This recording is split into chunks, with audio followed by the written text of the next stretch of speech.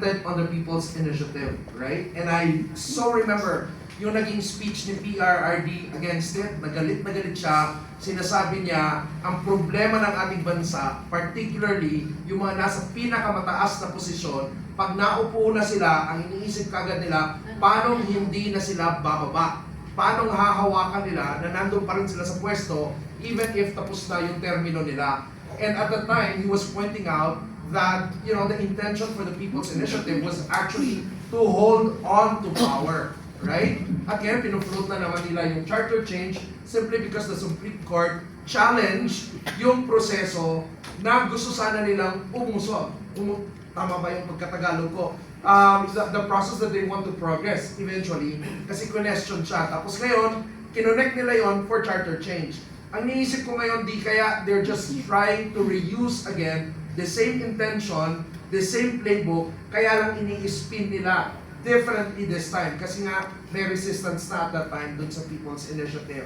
Kaya na sinasabi po ni Atty. Lambino, alam nyo, halos wala na pong, ako nakikita ko dito bilang negosyante, na parang halos ang hirap-hirap, no? Ang hirap-hirap ibangon ang ekonomiya ng Pilipinas. Lahat po ng economic barometers natin ngayon, baba, yung mga investors natin ngayon, lumalabas na sila, ayaw na nilang pumasok sa Pilipinas para mag-invest. Sobrang hirap. Sa totoo lang, I think it's really just God, no? That will have to intervene to really save the Philippines. Pray po natin, lagi ang Pilipinas, at naniniwala din po ako na ang Diyos active to save the Philippines. Naniniwala ba kayo doon? Alright. Which brings me to the next question. I'm not saying this is God's intervention, but which brings me to the next topic na prepare natin, which is the health of the President. Okay? So ngayon, tanong po natin, marami po nagtatanong, Dr. Mata, dun sa sinasabi ng Malacanang na ang sakit daw ng presidente natin is diverticulitis. Para po sa mamamayang nanonood sa atin ngayon, can you please explain what that is? Okay. Pag sinabi pong diverticulitis, pag may tis po sa ending, ibig sabihin infection po yan. Katulad ng tonsillitis. So diverticulitis is an infection. Marites. Pagka wala pang infection, ang tawag po doon ay diverticulosis. So ano muna yung diverticulosis? Pag nagkakaedad tayo, kulang sa fiber yung ating kinakain, parating dinitibi, masyadong pressured yung ating bituka dahil hindi nagsaslide, hindi dumadaloy lang yung dumi ng maluwag, nagkakaroon ng pressure doon sa ating large intestine. Dahil sa pressure na yun, may lalabas dyan na para mga bulsa-bulsa. Yung tinatawag nating outpouching ba? Para pang may lumalabas na bulsa-bulsa dahil sa pressure sa loob ng bituka. Ngayon, pwede po yung magka-infection yung mga bulsa-bulsa na yun. Pag na-infection yun, magkangana, ang tawag po doon ay diverticulitis. So, yun po ang dineclare na sinabi ng mga doktor na meron po si President ng ganon. Ngayon, pwede po kasi yun na pumutok yung nana na yun at pag lumabas yung dumi sa labas ng bituka, that's a poison. And very delikado po talaga yan, and sometimes the doctors might decide na tanggalin yung bituka at yung bituka ay dito mo na ipapadaan sa labas ng tiyan para doon yung dumi. Dahil nga, delikado yung portion na yun. So, now, with the announcement ni Senator Amy na gumagamit daw si President ng cocaine, which is sabi po yun ng kanyang kapatid, it's a very dangerous scenario pag combine po. Pag ikaw po ay may diverticulitis at gumagamit ng cocaine, kasi ang cocaine po, pwede yung tumaas ang blood pressure mo, or kahit hindi tumaas yung blood pressure mo, pwede pong lumiit yung blood supply sa bituka. Ang tawag po doon ay ischemic colitis. Para bang nilagyan mo ng rubber band yung mga blood supply na ma-injure yung bituka.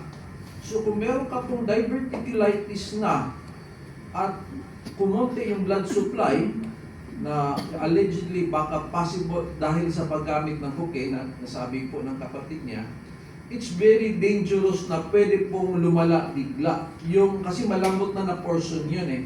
So, in other words, kung yung pong declaration na may ganun, kailangan kung meron mang use of ganon, kailangan talagang sudden stop.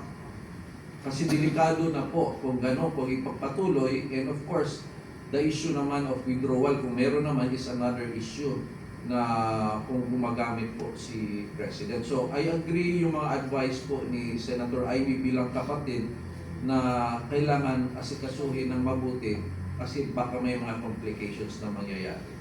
Okay. Ang pumapasok sa isip ko lang, akin lang to na kailangan ng extra bulsa kasi maraming nanakaw. So, kaya doon pinapasok. But anyway, that's just a joke. Pero yung pong about this, ano po nire-require ng Constitution natin about the President's health and the President's physical fitness to serve? Ano po exactly yung sinasabi ng Constitution about this in the interest of the public? No? Basically for public interest.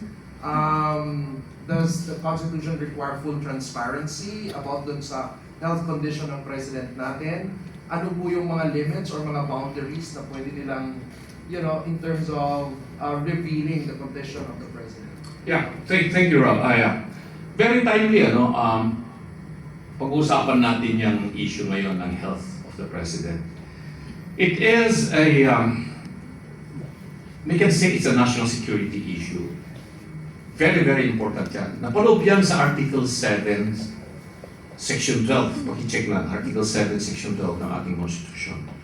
Na, and in accordance also with the provision of Article 3, yung the right of the people to information on matters of public concern. Na kung merong issue pertaining to the health of the President, no, then the office of the President must come up with regular information to be given to the public kung ano talaga ang tunay na kalagayan ng Presidente.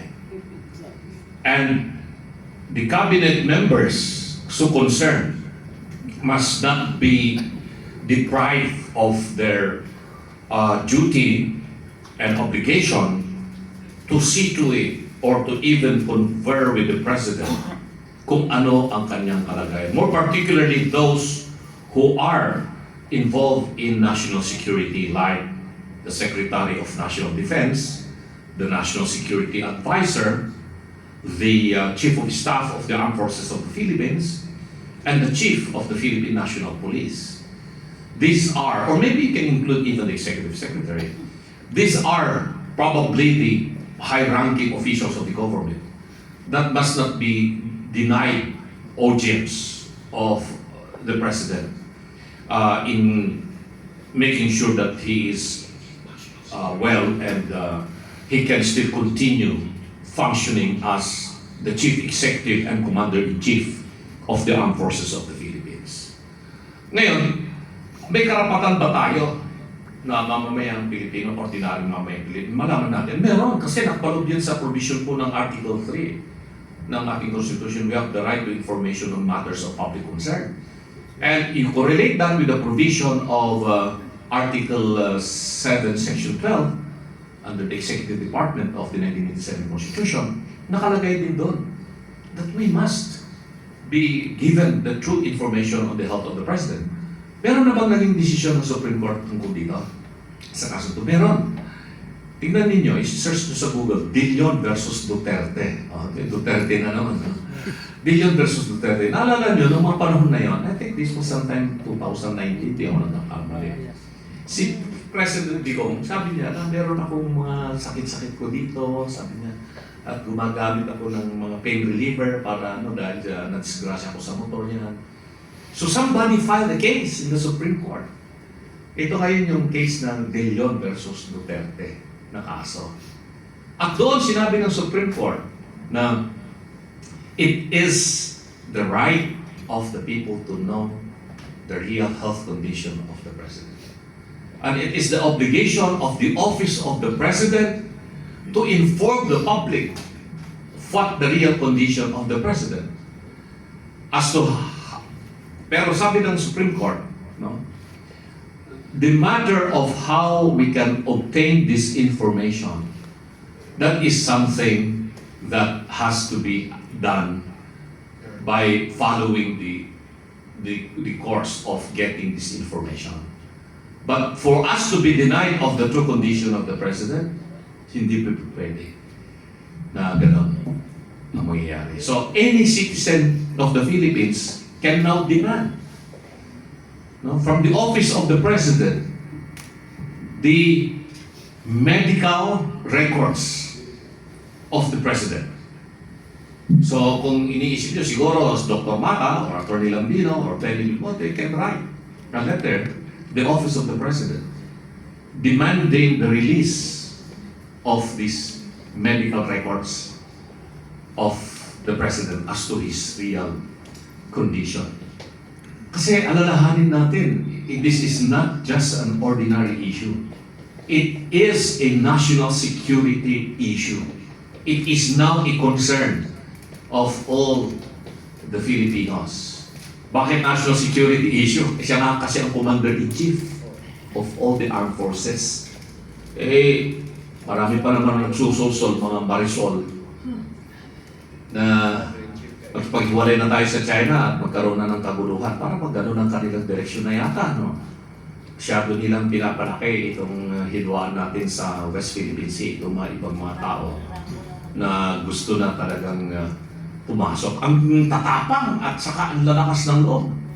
Sabi nga ba't kayo matatapang na gusto niyo makipaggulo sa China?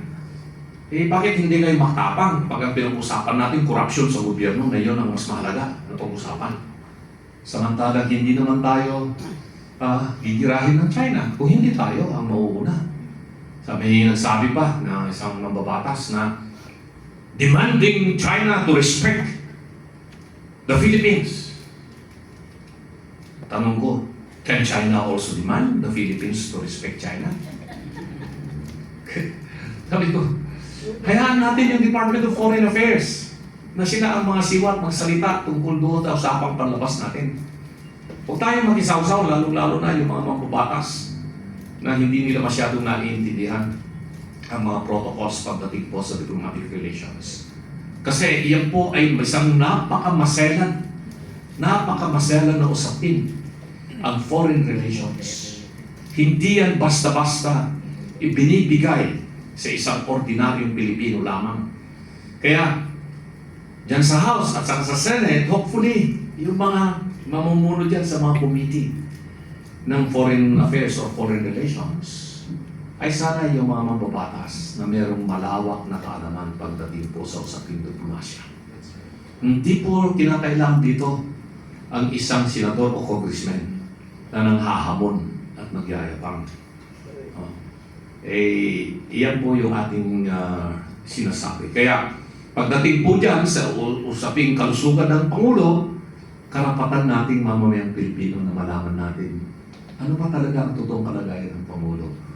Hindi ako masyadong naalarma doon sa binanggit noon ni Senator Amy Marcos sa kanyang talumpati dyan sa Luneta na sinasabi na gumagamit ng cocaine o kung ano mang droga ang Pangulo at ng ibang member po ng kanyang pamilya.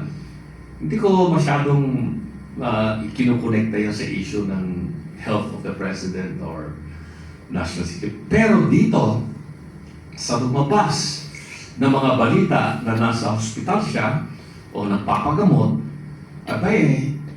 kailangan po natin maraman dahil karapatan po natin yan. Sabihin sa atin ang totoo, hindi po pwedeng ang ilalabas na lamang yung mga short video ng kung sinong tagapagsalita, kung sino man po yung mahal ninyong ante, siya yung magsasabi na ganito ganyan, may papakita ng mga video na short o kaya mga pictures na ganito ganyan.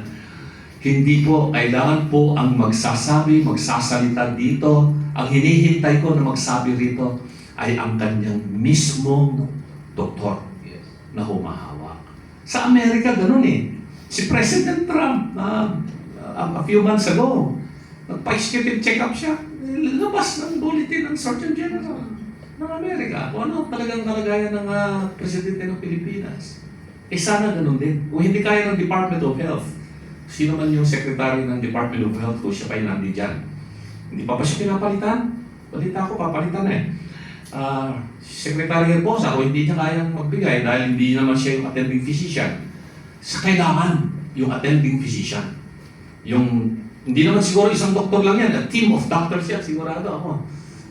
Pero there has to be somebody in the medical profession that has first-hand information of the real health condition of the person to speak about the real health condition of the person.